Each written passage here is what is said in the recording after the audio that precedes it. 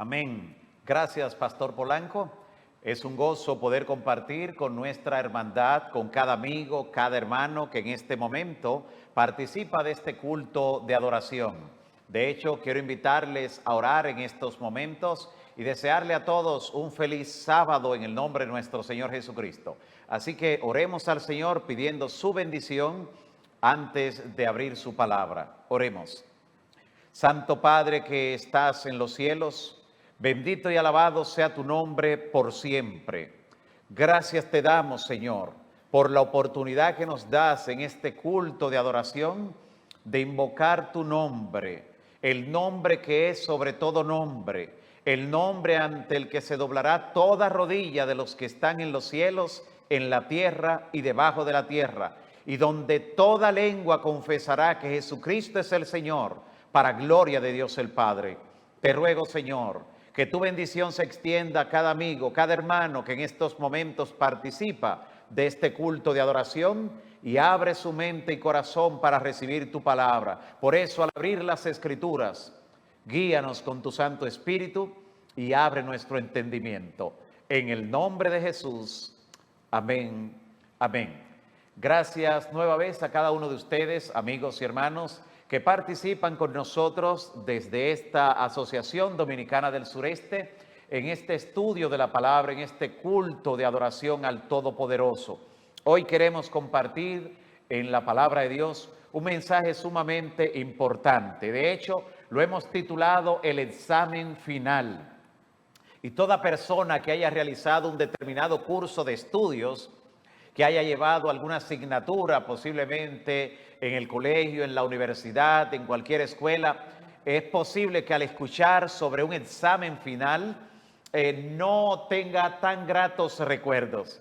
Pero el examen final al que vamos a enfrentarnos cuando Cristo venga es de un carácter tal que desde ya podemos nosotros estar listos, estar preparados, no solo para pasarlo en forma satisfactoria, sino hasta para ser exonerados.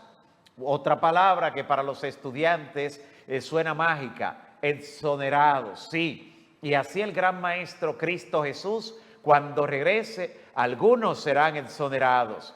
Notemos lo que nos dice la palabra, por lo que nosotros no debemos hacer juicios a priori, ni determinar ahora mismo quién creemos o entendemos que finalmente pasará en ese examen final, que es el juicio. Mira lo que dice el Señor a través del apóstol Pablo en 1 Corintios capítulo 4 versículo 5. Dice el Señor: así que no juzguéis nada antes de tiempo.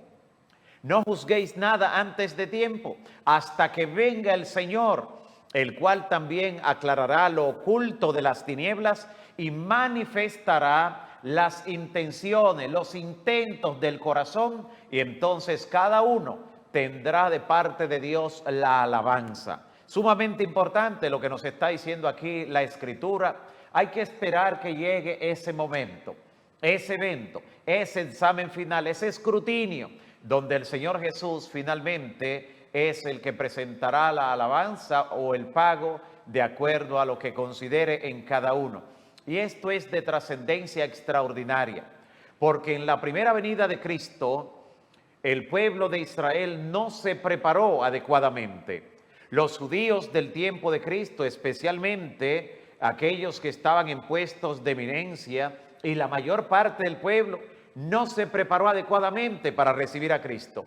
Por eso la palabra de Dios nos dice que Cristo a los suyos vino y los suyos no le recibieron.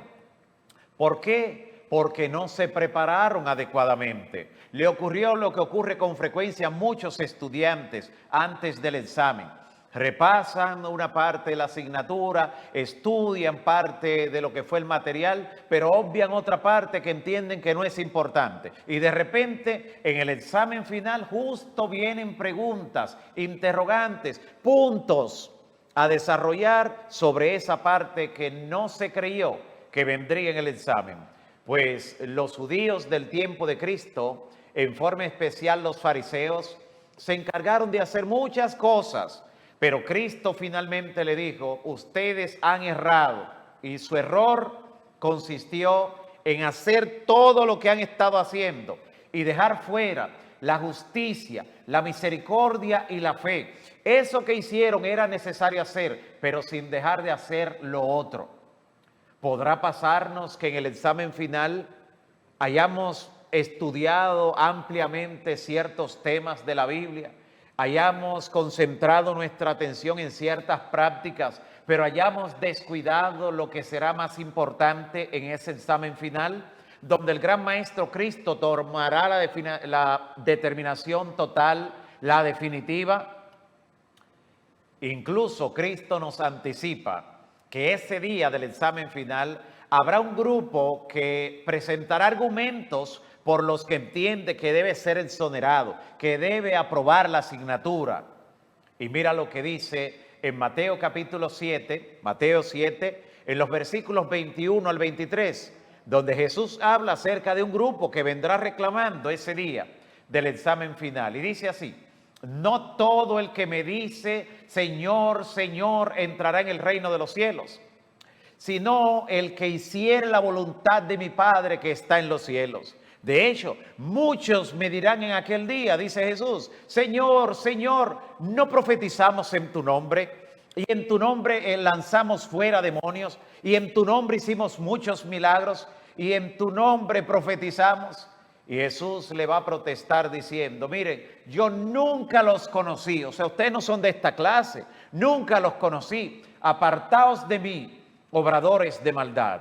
Noten que ese grupo se preparó en un área que pensaba que era la cardinal para el examen final, echando fuera demonios, haciendo muchos milagros, manejando situaciones paranormales, profetizando en nombre de Cristo, y al final el examen no consistía en eso.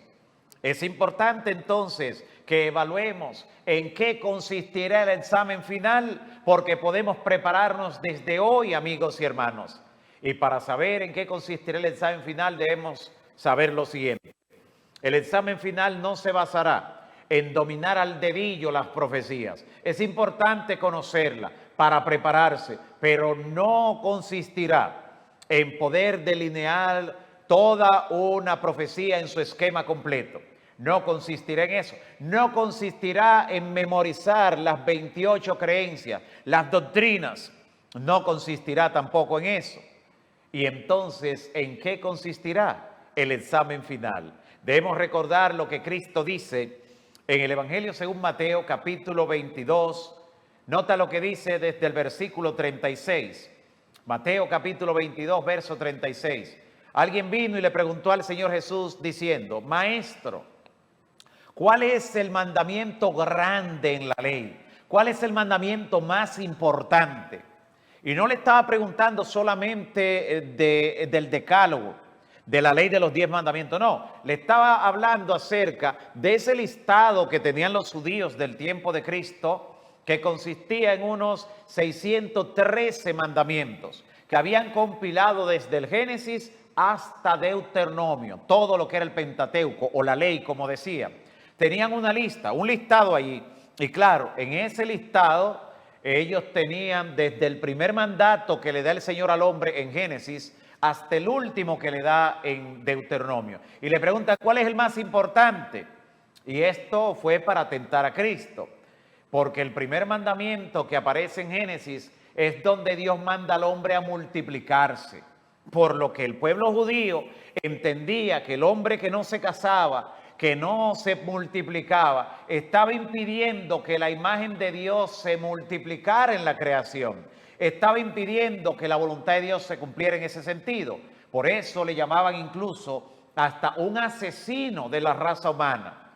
Y por eso vinieron a Jesús para tentarlo. No encontraban falta en él. Sin embargo, entendían ahora que pondrían contra la espada y la pared a Jesús, porque Jesús no se había casado. Y entonces le preguntan: ¿cuál es el mandamiento más importante, el más grande? Para ellos era el primero y el más grande.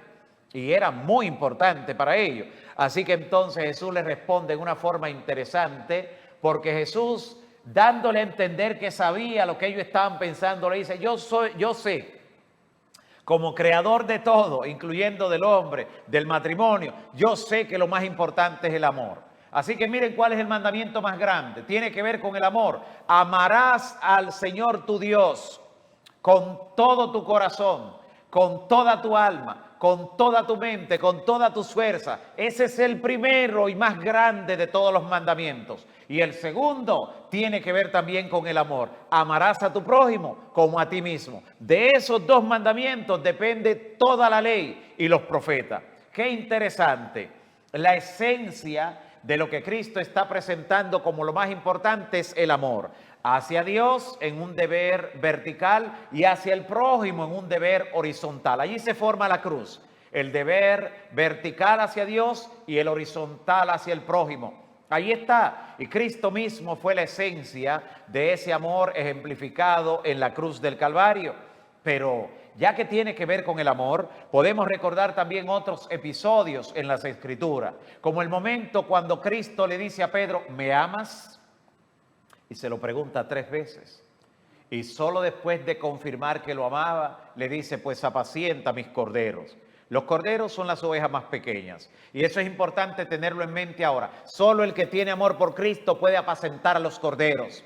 Nadie puede dar lo que no tiene. Nadie. Si estás rebosando de amor, eso darás. Dirás como el salmista, mi copa está rebosando. Y los que están en tu entorno se enterarán sin tenerles que decir que estás rebosando de amor. Así que mira lo que aparece también dictado por el Señor Jesús en Mateo capítulo 25. En esa porción de la Escritura que el Evangelio la subtitula como el juicio a las naciones.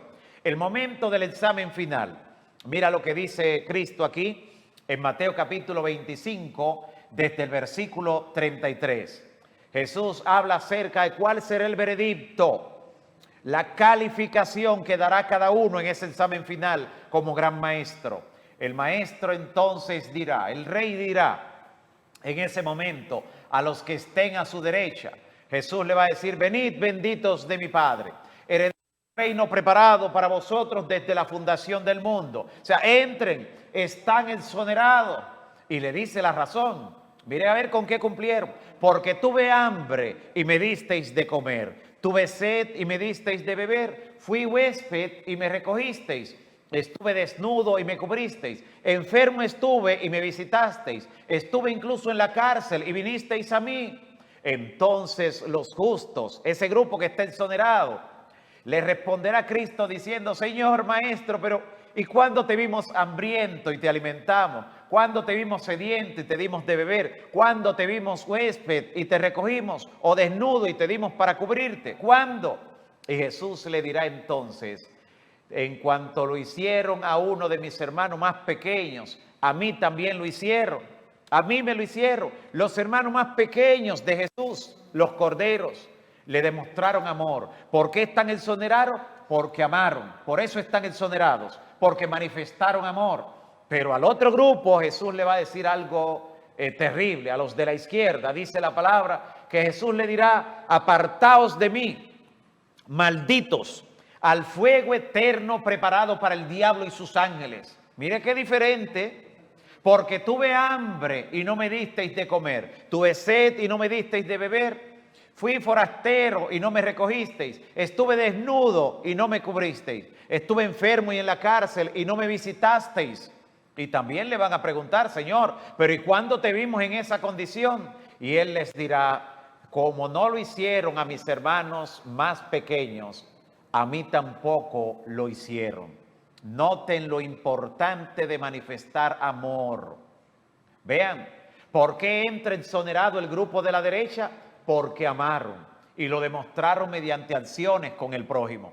¿Por qué los de la izquierda entonces se quedan fuera, donde será el lloro y el crujir de dientes? Porque no amaron, no manifestaron amor. Es posible que se encargaran de muchas cosas en la vida religiosa, pero no se ocuparan de lo más importante, de manifestar amor. Por eso, comentando esta parábola de las ovejas y los cabritos, comentando lo que Cristo aquí dice, la inspiración nos dice lo siguiente: la mensajera del Señor, en el libro Deseado de todas las gentes, página 592, dice algo sumamente importante, que cabe la pena que usted lo registre, lo grabe o lo capture para de vez en cuando leerlo y recordarse qué es lo más importante en el examen final.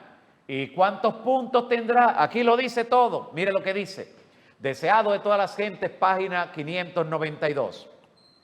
Así presentó Cristo a sus discípulos en el Monte de las Olivas la escena del gran día de juicio, el día del examen final, amigos y hermanos.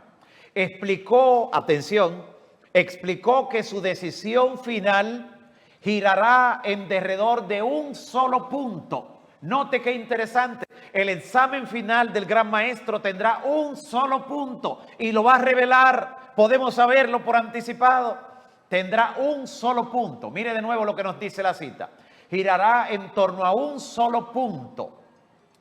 Cuando las naciones estén reunidas delante de él, habrá tan solo dos clases, es el maestro, y su destino eterno quedará determinado por lo que hayan hecho o dejado de hacer por él en la persona de los pobres y dolientes. Habrá un solo punto, amigos y hermanos, un solo punto en el examen final, y su destino quedará determinado por lo que hayan hecho o dejado de hacer por Cristo en la persona de los pobres y dolientes. Cuán importante es manifestar amor. En la vida espiritual podemos aprender muchos conceptos, podemos realizar muchas prácticas, pero si dejamos fuera el amor, fracasaremos al tomar el examen final. Mira lo que dice la palabra de Dios en Primera de Juan, capítulo 3, versículo 14. Primera de Juan, capítulo 3, versículo 14.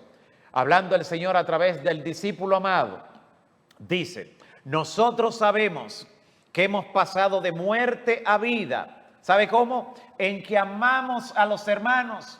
El que no ama a su hermano está en muerte. Mire cuál es la prueba ácida. Mire cuál es la prueba ácida de saber si hemos nacido de nuevo. Nosotros sabemos que hemos pasado de muerte a vida porque amamos a los hermanos. La prueba ácida es el amor, manifestar amor. ¿Cuán importante es manifestar amor? Hace poco vino un artículo en la revista adventista, la Adventist Review, esa revista que viene para ser repartida mayormente entre la hermandad y ver cómo va la obra a nivel global. Por eso con frecuencia vienen números con el nombre Adventist World. Y esta revista trajo un artículo hace un tiempo atrás, muy importante, que decía, lo más importante es la forma en que tratamos a los demás. Lo más importante de la vida espiritual es cómo tratamos a los demás. Y allí decía varias cosas, de las cuales quiero compartir dos por lo menos. Decía en primer lugar, se puede ir a la iglesia todos los fines de semana y aún así ser un vecino insoportable. Se puede ir a la iglesia todos los fines de semana de manera puntual y ser un esposo intolerante, abusivo, que maltrate de palabras y hasta físicamente al resto de la familia. Se puede ir a la iglesia todos los fines de semana y sin embargo ser un compañero de trabajo que nadie quiere estar cerca de él, ser una persona repulsiva en cuanto al trato a las personas. No debe ser, pero lamentablemente eso se ve y puede darse continuamente. Lo más importante es cómo tratamos a las personas. Y lo segundo que decía ese artículo importante era lo siguiente: se puede ser vegetariano y actuar como cerdo. Se puede ser vegetariano y actuar como cerdo. ¿Es posible? Sí, lamentablemente. ¿Por qué? Porque hay personas que cuando en su avance en la vida espiritual, cuando logran vencer ciertas cosas, cuando logran dejar ciertos asuntos que son importantes en el progreso de la vida espiritual, creen que ya están más cerca del cielo que el hermano o la hermana que todavía no ha llegado a ese nivel de progreso en la vida espiritual. Y de repente comienzan a verlo de ladito, de reojo, mirarlo hacia abajo. Ocurre eso. Incluso algunos van al punto de visitar a algunos hermanos y revisar en la cocina, destapar la olla, los calderos, las cantinas. Y si encuentran allí algo de carne, aun sea limpia, comienzan a lanzarle improperio a esa persona. Comienzan a mandarlo al infierno y a tomar una cita fuera de contexto y a decir que está perdido o perdida. Se olvidan que lo que su progreso, que lo que su avance en ciertas disciplinas le ha tomado años, a esa persona también le llevará cierto tiempo. Y comienzan a actuar como cerdos, aún siendo vegetarianos. Así que, como decía la revista, se puede ser vegetariano y actuar como cerdo, lamentablemente. Lo más importante en la vida espiritual, amigos y hermanos, es la forma como tratamos a los demás. Es lo más importante. Por eso nos dice la Biblia en 1 de Juan 3:14, que sabemos que hemos pasado de muerte a vida, que hemos nacido de nuevo, en que amamos a los hermanos. Pero eso no es todo. Dice el mismo Juan, el discípulo amado, dice allí en 1 de Juan 4:17 lo siguiente. Mira lo que dice. 1 de Juan 4:17. En esto es perfecto el amor. Mira cómo se puede perfeccionar el amor. En esto se ha perfeccionado el amor en nosotros, para que tengamos confianza, ¿cuándo? En el día del juicio. Podemos acercarnos el día del examen final confiado, porque vamos a ser exonerados, pero solamente si manifestamos amor. En eso se ha perfeccionado el amor en nosotros, para que vayamos con confianza en el día del juicio. Sumamente importante, amigos y hermanos.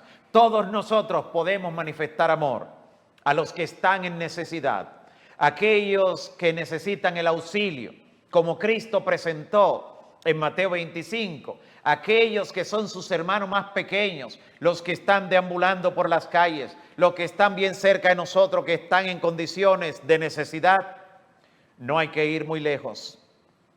Basta con salir a veces del residencial, basta con salir del lugar donde vivimos para ver a alguien posiblemente prestando un servicio público, haciendo una tarea, algún trabajo en las calles, que esa persona tiene que pasar el día completo trabajando para reunir algo y llegar a su casa, donde le espera posiblemente la esposa que está quebrantada de salud, los hijos que están hambrientos, y por eso no utilizará parte de las ganancias en comprar una comida. Porque el que compra comidas a diario en las calles se está dando un lujo en primer lugar, con el presupuesto que debe tener para eso, de manera especial. Es un desafío grande. Por eso algunos pasan el día entero trabajando, prestando servicio en algunos lugares, y aunque no nos demos cuenta, están en necesidad.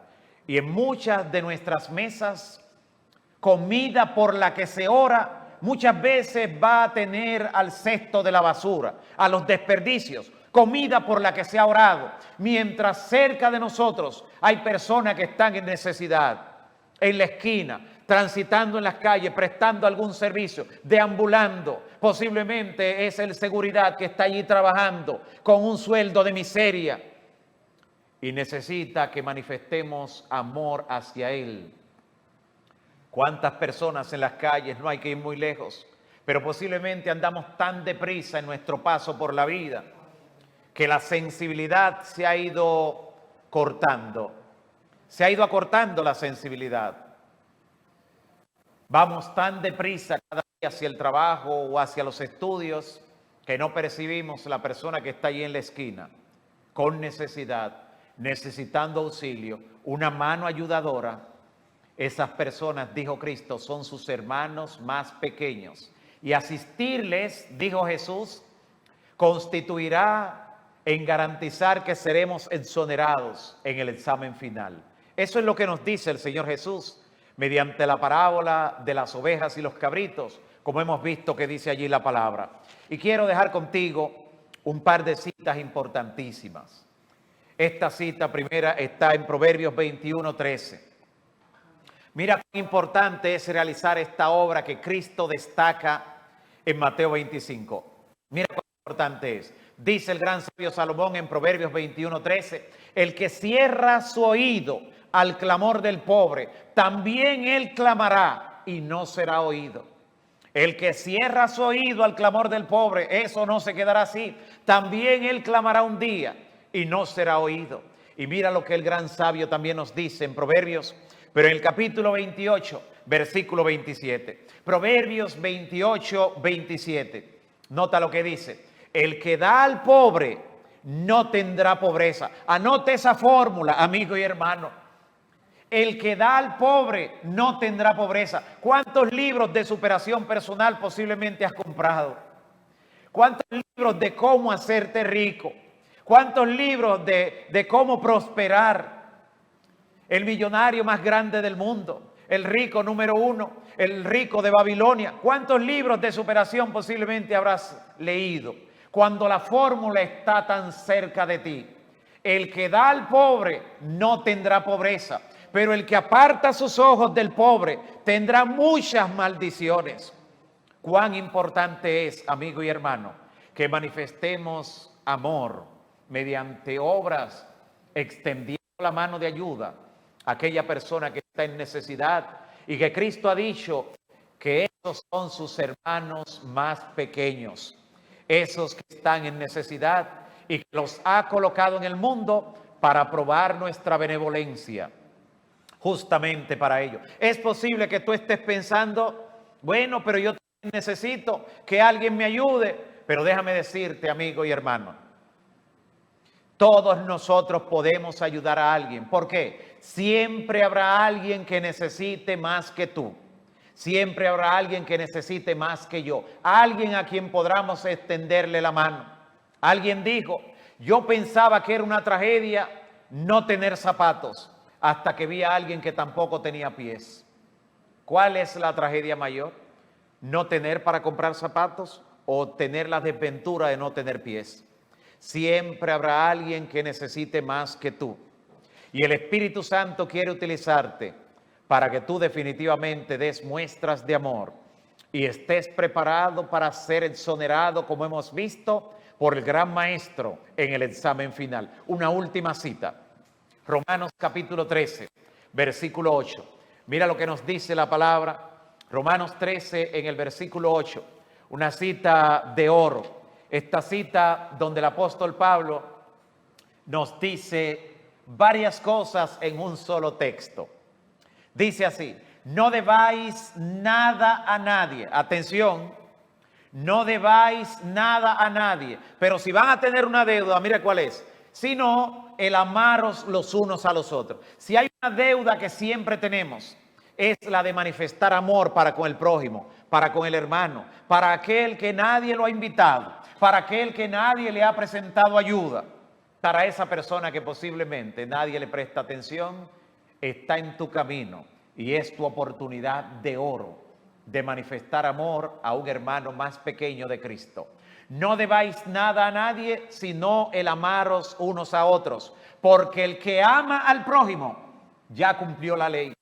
Como adventistas del séptimo día, todo lo que tiene que ver con la ley resuena en nuestros oídos en una forma especial. Sí, porque la ley, dice el Señor, en este nuevo pacto fue escrita en el corazón. Y de la abundancia del corazón habla la boca. Por eso tenemos que hablar de la ley. Pero aquí nos está diciendo claramente que el que ama al prójimo, el que manifiesta amor al prójimo, ya cumplió la ley. Si como el hijo, o no como el hijo pródigo, si como el joven rico, tú le dices al Señor, Señor, pero todos los mandamientos los he estado guardando. Y Él te dice, una cosa te falta. Es bueno que sepas ahora que una cosa te falta. No importa que hayas estado haciendo todo lo que dicen los 10 mandamientos. Te hace falta una cosa. Manifiesta amor al prójimo, al necesitado. No busques razones o excusas para no ayudar al necesitado. No pienses en qué va a hacer él con la ayuda que va a recibir. ¿Qué va a hacer con el dinero que le puedo dar? ¿Se irá a comprar drogas? ¿Hará otra cosa? ¿Realmente qué va a hacer? No busques razones para no dar.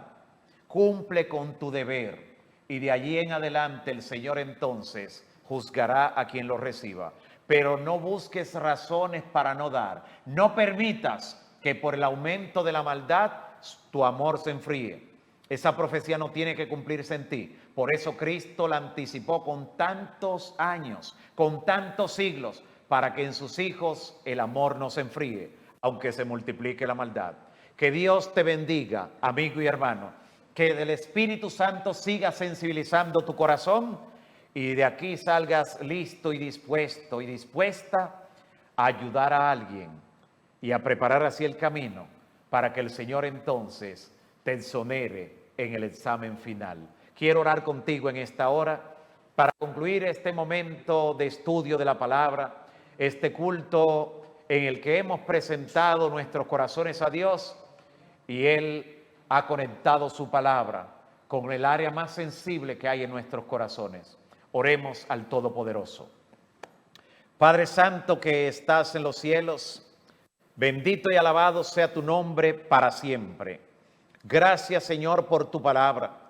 Y gracias porque el Espíritu Santo ha tocado fibras sensibles en nuestros corazones en esta hora. Te ruego, Señor, que tu Santo Espíritu siga obrando en nuestras vidas, en la de cada amigo y hermano que participa de este estudio. El Espíritu siga obrando tanto el querer como el hacer por su buena voluntad. En tus manos nos depositamos. Obra en nosotros y prepáranos para el examen final. En el nombre de Jesús. Amén. Amén. Dios te siga bendiciendo.